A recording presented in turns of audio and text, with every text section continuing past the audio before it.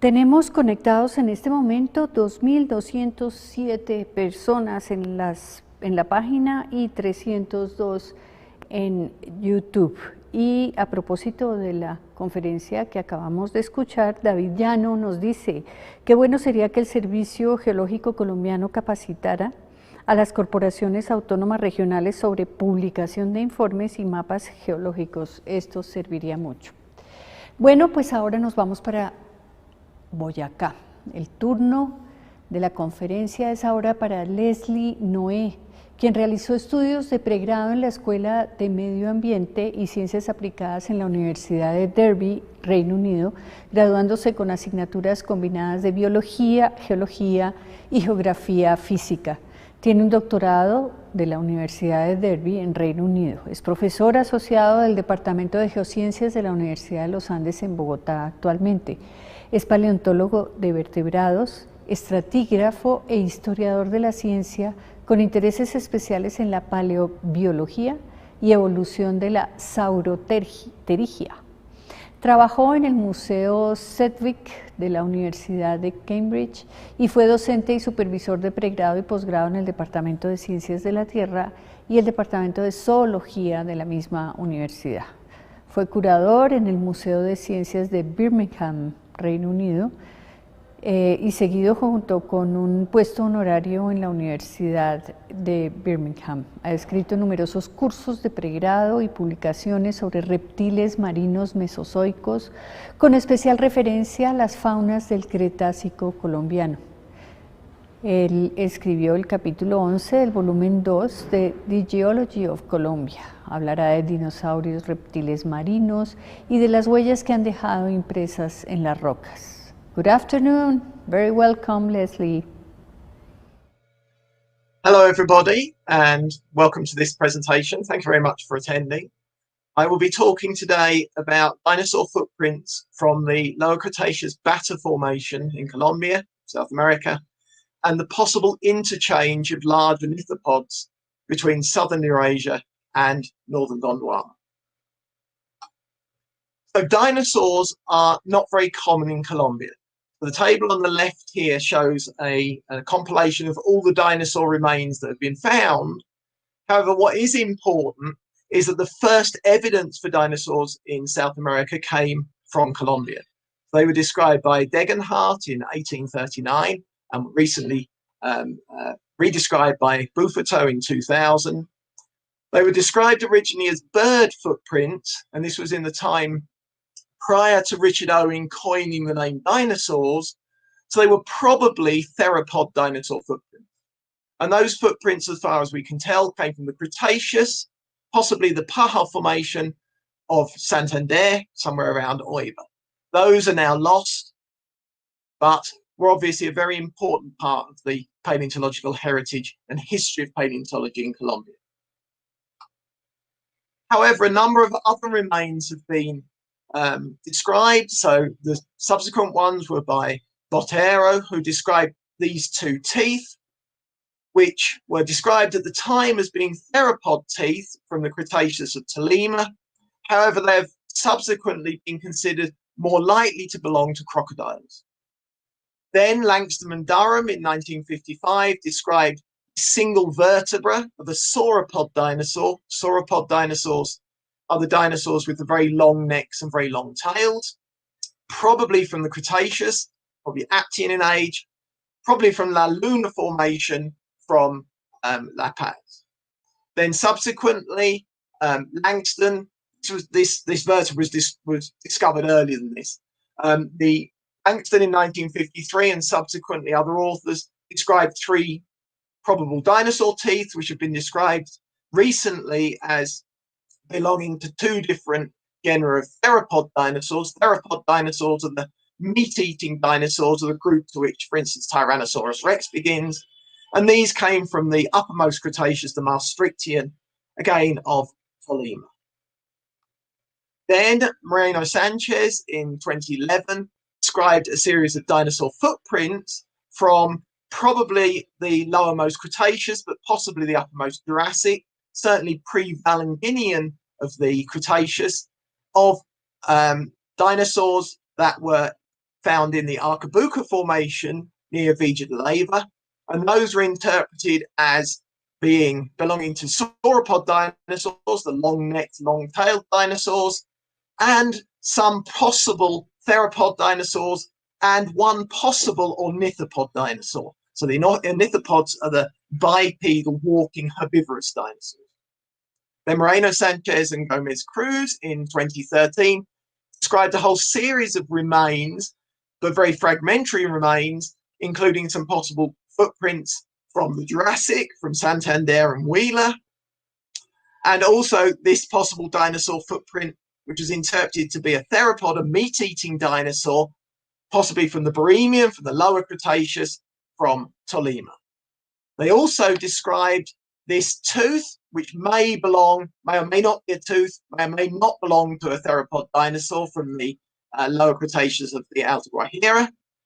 A series of bone fragments that were interpreted as belonging to theropod and ornithopod dinosaurs from the Jurassic, perhaps Jurassic Cretaceous boundary of Tolima and Wheeler, and some more footprints. None of these have been figured. Footprints, again, from the Paja Formation around Villa de Leyva, who are possibly interpreted as a theropod dinosaur, although other people have looked at them and considered them possibly to belong to pterosaurs. Well, that's less likely, I think. The most complete dinosaur so far now known from Colombia is this specimen of Padigosaurus that came from the Cretaceous around Villa de Leyva. And this is a series of vertebrae from over the hips of the dinosaur, so from this zone over the hips of the dinosaur and the base of the tail of one of these large sauropod dinosaurs that was described in 2015.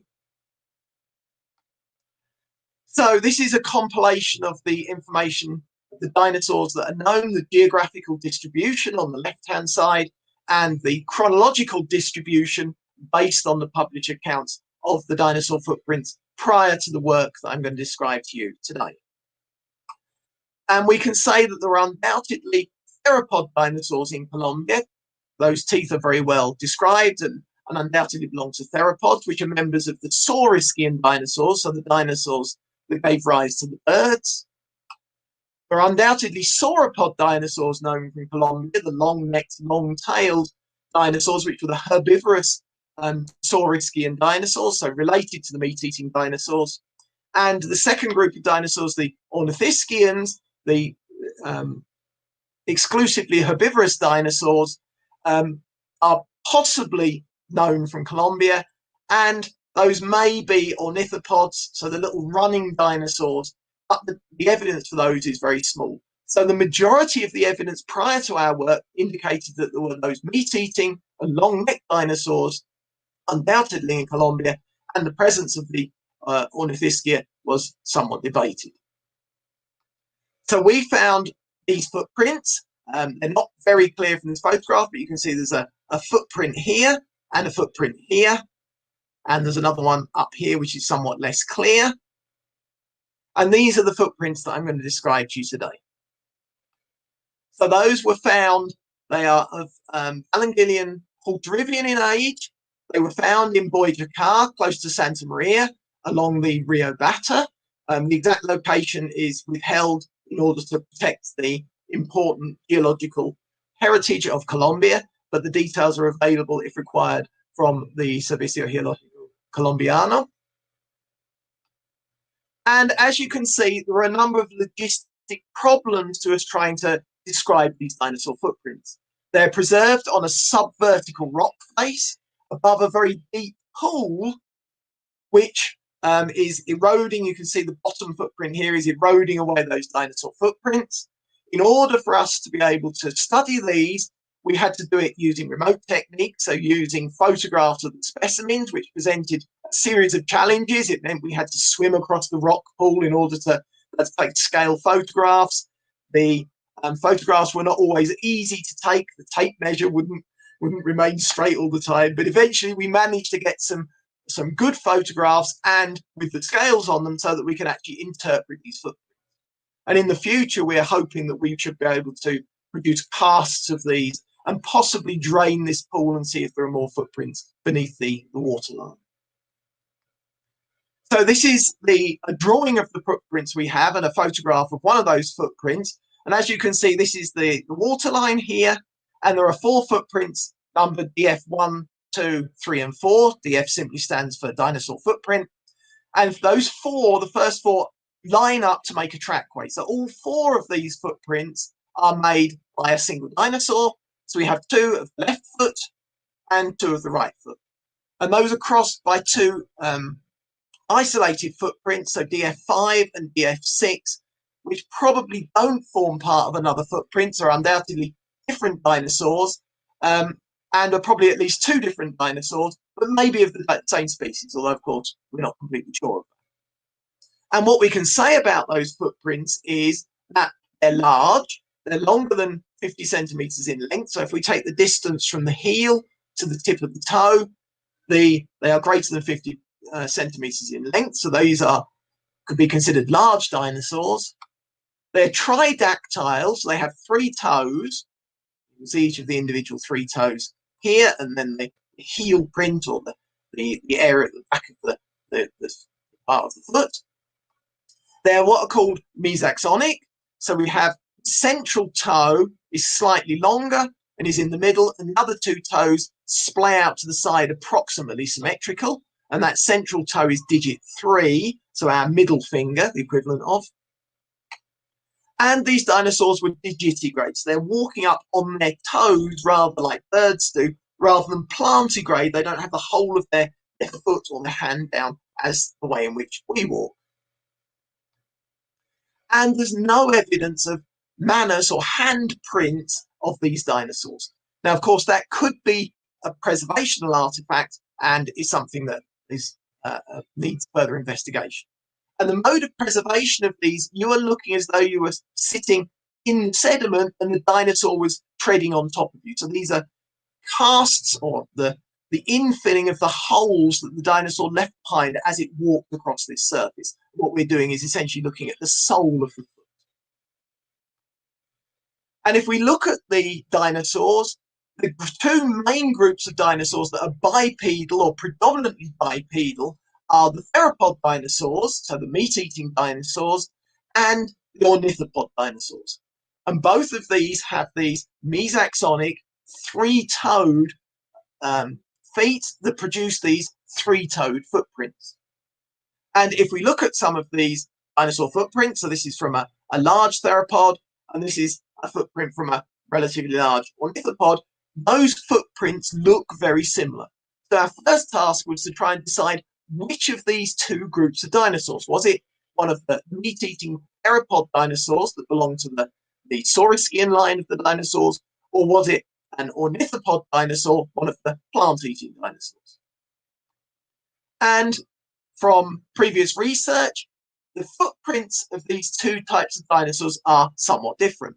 So the theropods, the meat-eating dinosaurs, if they're well preserved, will preserve the claw marks at the front of the claw, the front of the toes. The middle toe is typically longer, considerably longer than the 2 side toes, and the toes are relatively slender. Whereas if we compare those to the typical ornithopod footprints, which are somewhat shorter relative to their width, have typically broader, more kind of leaf-shaped toes, and are more kind of U-shaped, with the central toe somewhat less extended relative to the lateral toe. So we looked at these footprints, and at first glance, this particular footprint, DF4, looks rather like a theropod footprint, and this isolated footprint looks somewhat more like an ornithopod footprint. So we needed to try and understand which of these 2 types of dinosaurs we had in these footprints from along the Rio Bata. So we took a whole series of measurements. So we got the field photographs, we scaled the field photographs to produce the drawings of the footprints, and there are a whole series of standard measurements that are taken on dinosaur footprints. So for instance, the length from the heel to the tip of the toe gives you the length of the foot, or the length of the footprint. The width between the toes gives you the width of the footprint. We can measure the length of the individual toes, the angles between the toes, the thick widths of the toes at different points. And we can look at the relationship between the 3 points that form the tips of the toes and look at this, what is known as the anterior triangle. I'll explain a bit more about that in a moment. And we took all this data, tabulated it, and calculated some derived figures, so the width, the length ratio, and so on. And then we wanted to compare that to previous work that had compared theropod and ornithopod-like feet or footprints. And this was one piece of work done in the year 2000, which used a series of bivariate ratios, so in this case, footprint length to footprint width, for instance, and a whole series of others related to the width and length of the toes, etc., to try and separate the ornithopods, the plant-eating dinosaurs, from the theropods. And these threshold values, these white values here, which are given in the numbers at the top here, are supposed to be the limits between those that are more ornithopod-like and those that are more theropod. So we took the details from all 6 of our footprints and plotted them on this graph. And as you can see, we ended up with a complete spread of data, not only between the 6 different footprints, but also between individual footprints. So if we take footprint number 5, for instance, which is this red X, in some places, it clearly falls within the theropod range. Other places, it clearly falls within the ornithopod range. And that is true of most of these footprints. So if we look at number 2, this square, in many cases, it's clearly within the theropod range. But other times, it's either very close to or inside the ornithopod range. That is true for each of the dinosaurs.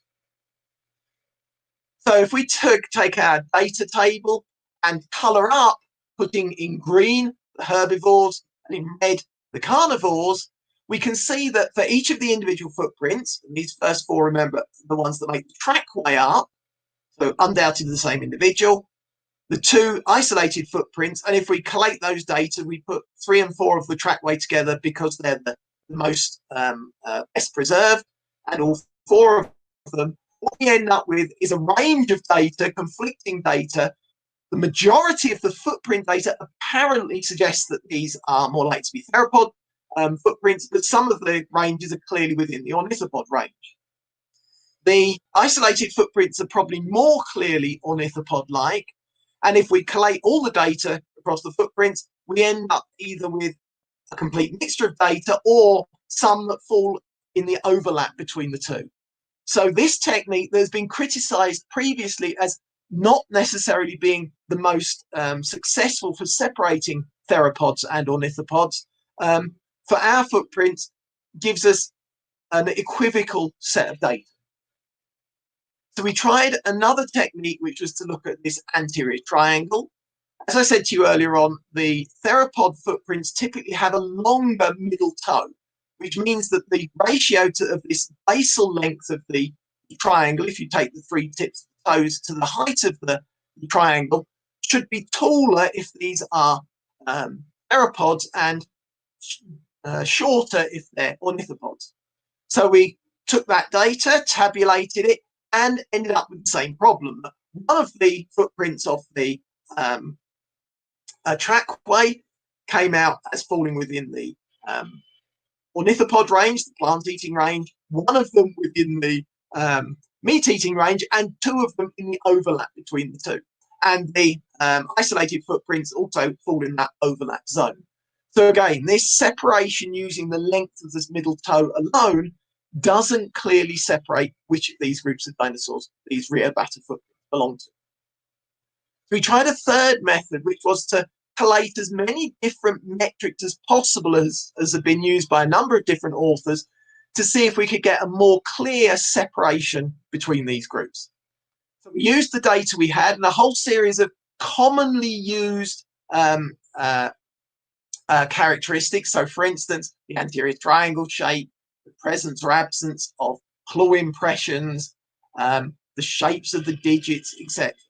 And using this set of data collated from the data from the literature, we found that some were not applicable. So those that appear in white, we don't have the data to decide which group, or the data doesn't exist in the literature. Those that are in green are those that more clearly indicate the likelihood of an ornithopod or plant-eating dinosaur, and those in red are those that would be more indicative of theropod dinosaur. And as you can see from the 21 characteristics that we were able to collate, only two of them indicate the likelihood of these footprints being theropods. 12 of them indicate that it's more likely to be an ornithopod, and we have 7 where we don't have the information to decide. So based on this, that may be a more holistic view of dinosaur footprints, it would appear to suggest that the Rio Bata footprints belong to an ornithopod dinosaur, so a plant-eating dinosaur, which in itself would be interesting because the number of ornithopods described from Colombia is extremely low, and yet in modern ecosystems, the carnivores represent about 1/10 of the number of, or biomass of, the herbivores. So we would actually expect in a normal ecosystem to find more herbivores than carnivores. And in Colombia, the evidence at the moment is that there are more carnivores than herbivores, which would be a very strange thing.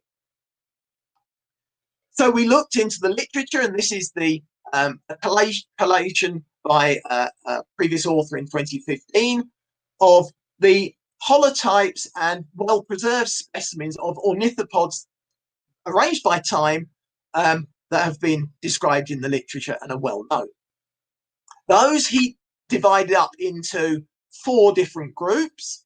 The latter group is largely Upper Cretaceous and belongs to the hadrosaurs, which hadn't evolved at this time, so we can exclude that group on the lines of time. But in actual fact, the morphology also doesn't completely match the shape of these footprints, which typically have this square heel to them, which we don't see on our footprint. We see the notches on the side, but not this squared heel. So it's unlikely they belong to this group.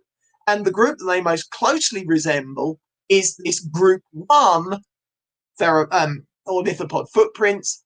And that group 1, as you can see, this 3rd footprint here is very similar to, for instance, this footprint here. And the variation in this is probably to do with different species and to do with the preservation of the footprints. And when we looked at the literature, that group 1 only contains one ichnogenus, which is known as Iguanodonticus. So it would look as though at least the main trackway belonged to this ichnogenus. That ichnogenus is very commonly, almost universally attributed to the dinosaur Iguanodon or its relatives, so the Iguanodontids. And you have some images here of these bipedal or facilitatively bipedal, mostly bipedal dinosaurs that have been attributed to these footprints. So we are as confident as we can be that these footprints that we found along the Rio Bata belong to this group of dinosaurs, this group of herbivorous dinosaurs. And because these are very well known, from complete skeletons, it meant we could do a number of other things with these footprints. We could take the trackway and look at a whole series of metrics, so the angle between the different feet, the distance, the step length, and so on. And using these metrics, it's possible to work out both the speed and size of the dinosaur that made the footprints. So if we take that data, if we look at the size estimates, we can use the length of the foot, and this is a well-used metric in dinosaur studies, that the length of the foot is approximately 1/4 of the length of the height of the hip. So we can calculate the height of the hip of the animal, which would have been about just over 2 meters, which for Iguanodon or Iguanodontids would produce an animal with a full body length of about 8 meters and a body mass of around about 2.5 metric tons.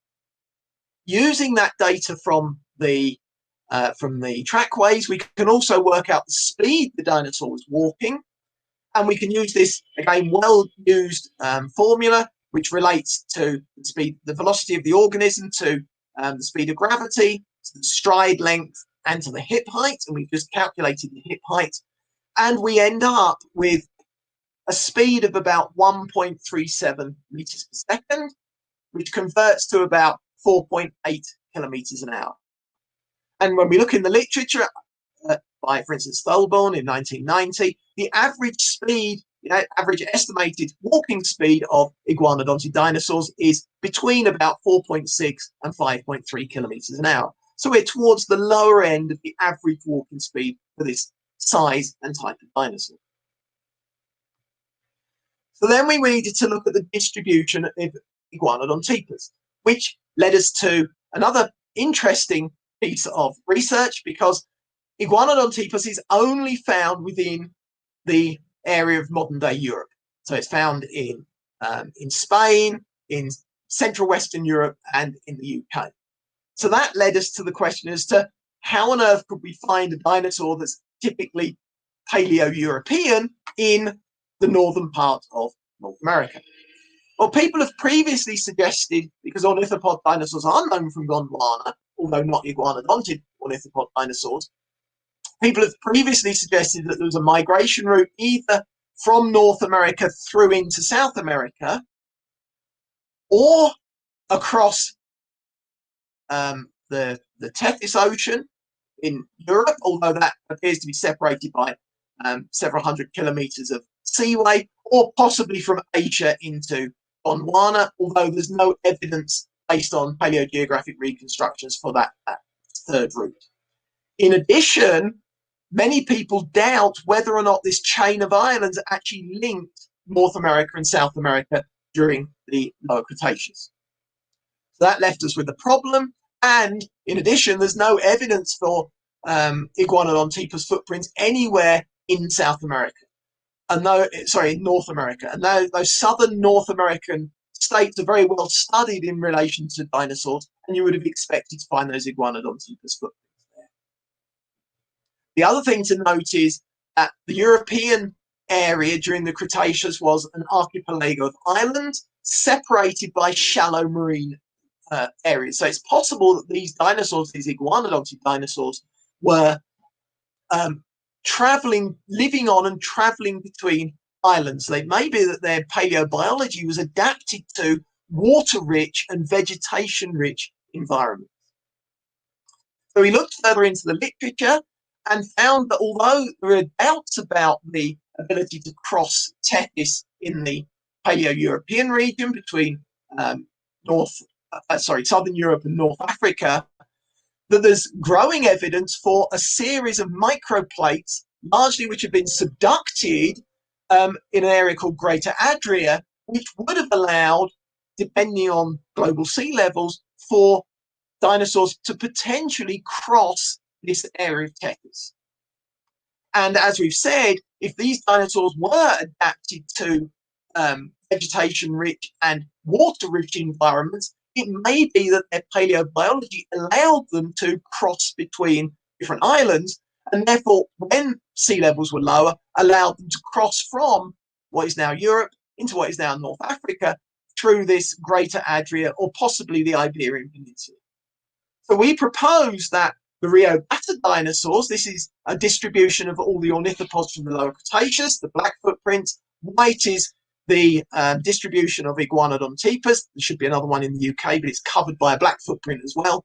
And what we're proposing is that these iguanodontian dinosaurs managed to cross central Tethys, possibly migrated along the northern African and North American coastline in order to be preserved in the Rio Bata. And therefore, we would predict that in the future that North Africa and other areas, perhaps in Venezuela, we should expect to find evidence of iguanodontian dinosaurs, their bones, and other footprints. So what we can say in conclusion is that iguanodontian dinosaurs appear to have lived in Colombia based on this, albeit relatively short, footprint tracks that we found in the Rio Bata, and that their migration may have been, or their paleobiology may have allowed their migration into the northern part of Gondwana. And the importance of this research is that this is the first published identification of iguanodontipas anywhere in Gondwana. These are the first large ornithopods that have been discovered in Colombia, although it's possible, although the evidence is not very clear, that there were small or medium-sized ornithopods previously described. That this is evidence for the iguanodontid dinosaurs crossing Tethys, central Tethys, during the Lower Cretaceous, probably during times of lowered global sea levels, and that the iguanodontids as water-loving dinosaurs would have had a propensity to be able to cross this water, perhaps precluding other groups from following the same route. So I'd like to say thank you very much to everybody. Thank you very much to you for watching. Thank you very much to the SGC for their support in preparing this presentation and the paper that's associated with it. Thank you very much to the Geology of Colombia book, all the team that have been working in that. And of course, thank you very much to my co-authors, without whom I wouldn't have been able to prepare this fantastic talk for you today. Thank you.